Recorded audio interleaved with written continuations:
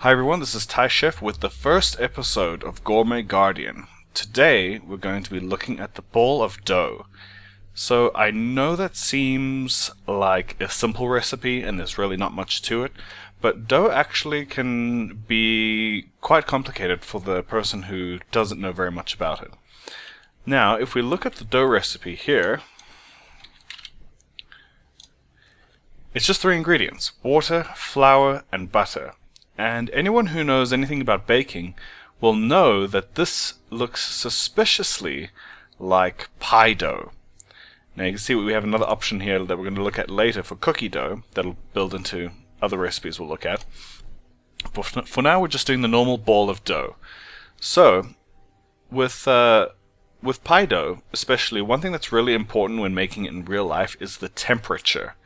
The butter needs to be cold, the water needs to be very cold, and you just use a little bit of water with it just to kind of keep it in one piece. So one thing that the bowl of dough goes into, actually 2 things that it goes into. One of them is a slice of pizza. Now if you were to use pie dough in pizza, it's not going to come out very well. It's going to be kind of weird. So that recipe is probably going to end up being changed. And also, for some reason, the ball of dough goes into a cheese triangle.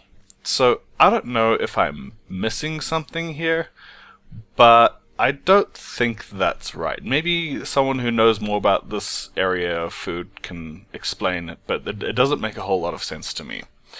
So that's probably not going to be involved when we look at that later. So, the ingredients in-game can be found from any old master chef, with the exception of the butter. And you buy them in stacks of 10. It's dirt cheap, so it's very easy to make it.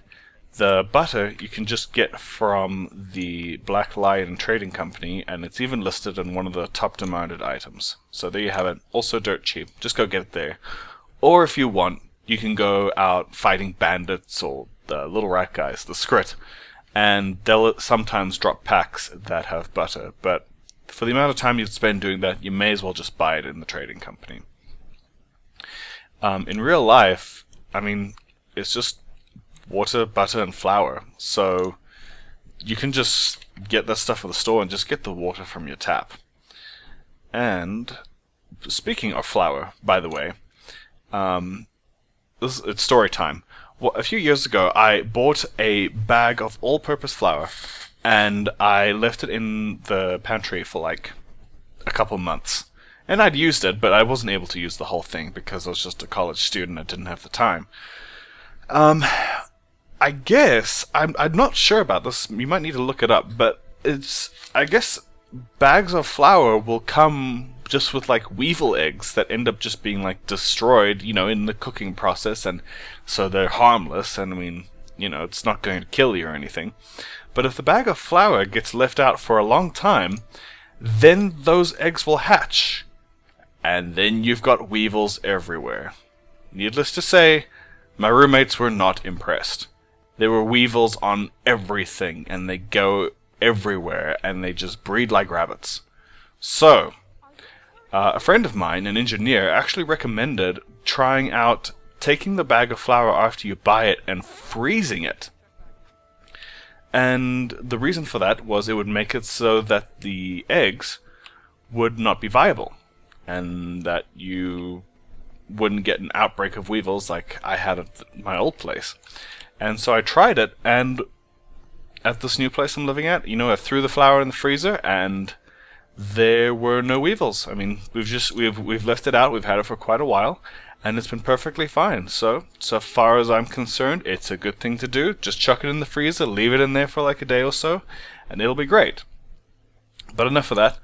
Let's get to actually making the ball of dough in real life.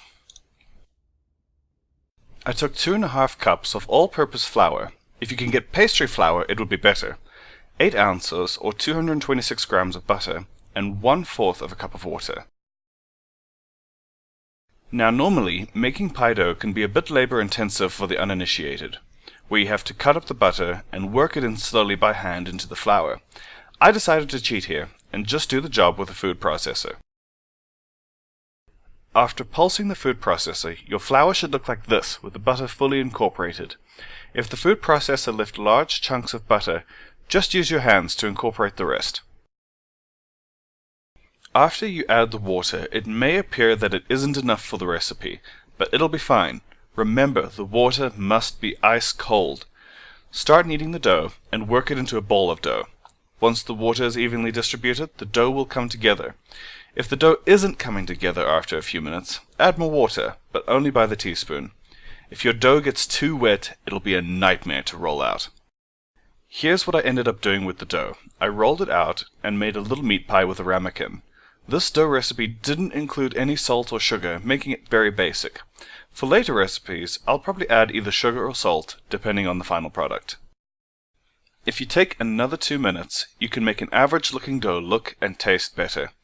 Here I brushed on an egg wash, put some salt on the egg wash dough before putting it in the oven, and then garnished it with some parsley. Making pie dough can be intimidating for someone who's never done it before, but it's fun, easy, and it's a delicious recipe to try. I'm Thai Chef, and if you have any questions regarding this recipe, post them and I'll try to get to them. I'll see you guys next time.